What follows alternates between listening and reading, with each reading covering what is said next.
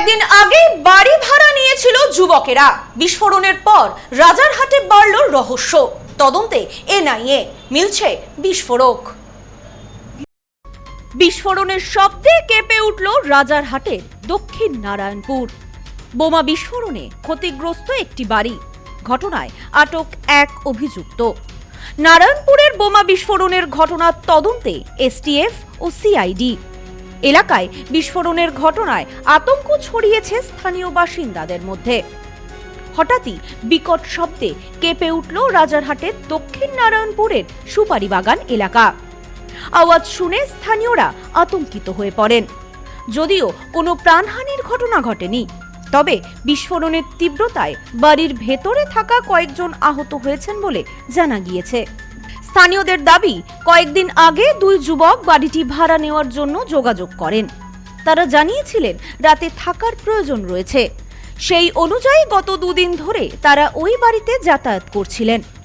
গতকাল রাতে তাদের মধ্যে একজন ওই ঘরে একটি সাদা ব্যাগ নিয়ে আসেন।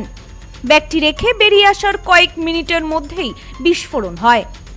বিস্ফোরণের সেই মুহূর্তের ভিডিও সিসিটিভিতে ধরা পড়েছে। এই ঘটনায় একজনকে আটক করে জিজ্ঞাসাবাদ শুরু করেছে পুলিশ। পুলিশ সূত্রে খবর, বোমা ফেটে বিস্ফোরণ হয়েছে। বিস্ফোরণের পরে ঘটনাস্থলে প্রচুর সুতলি বোমা পড়ে থাকতে দেখা গিয়েছে। বিস্ফোরণে কেঁপে ওঠে বাড়িটি।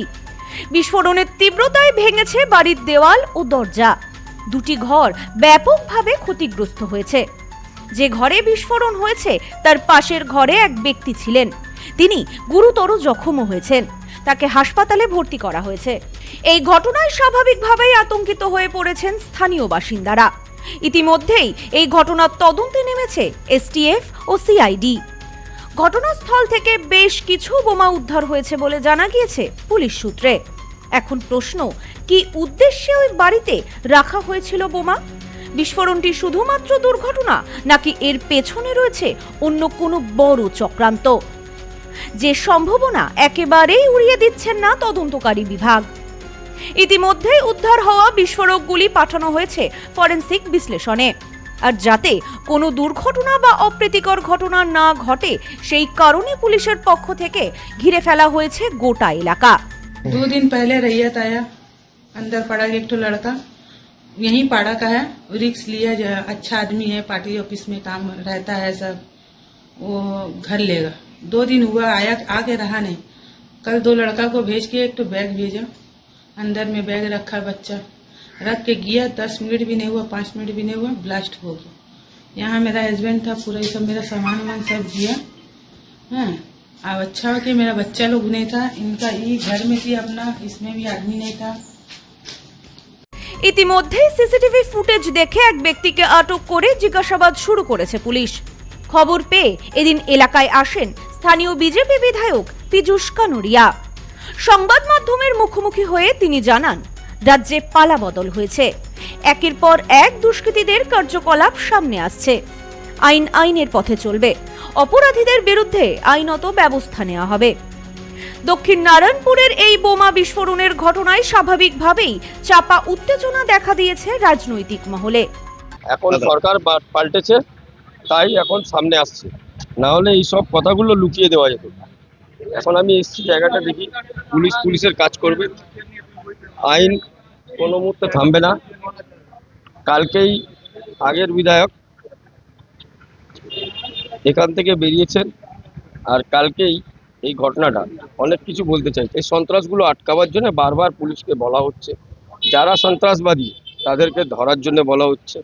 ইলেকশন আগে থেকে নিয়ে ইলেকশনের পর পর্যন্ত আজ পর্যন্ত এখানে এত সন্ত্রাসবাদীরা রয়েছে, তাদের কোনোদিন এখনো পর্যন্ত অ্যারেস্ট করা হয়নি। ইলেকশনের পর আমরা দেখতে পেয়েছি বাইরের মেশিন অর্থাৎ আর্মসগুলো নিয়ে এসটিএফ এর কাছে ধরা পড়েছিলেন একজন, শেখ আজাদ নাম। আজ ও আবার জেলের বাইরে বেরিয়ে এসছে। সম্পূর্ণ মিলিয়ে একটাই কথা বলতে পারি, এই 1 নম্বর ওয়ার্ড থেকে নিয়ে 5 নম্বর ওয়ার্ড, এই যে নারায়ণপুরে টোটাল অঞ্চলগুলো বেড়াবেড়ি থেকে আরম্ভ করে সব জায়গায় এলাকা দখলের রাজনীতির জন্য এইসব কাণ্ডকলাপকে করা হয়েছে। এই বিস্ফোরণ কি নিতান্তই একটি দুর্ঘটনা, নাকি বড় কোনো চক্রান্ত, যা নিয়ে ক্রমশ ঘনীভূত হচ্ছে রহস্য।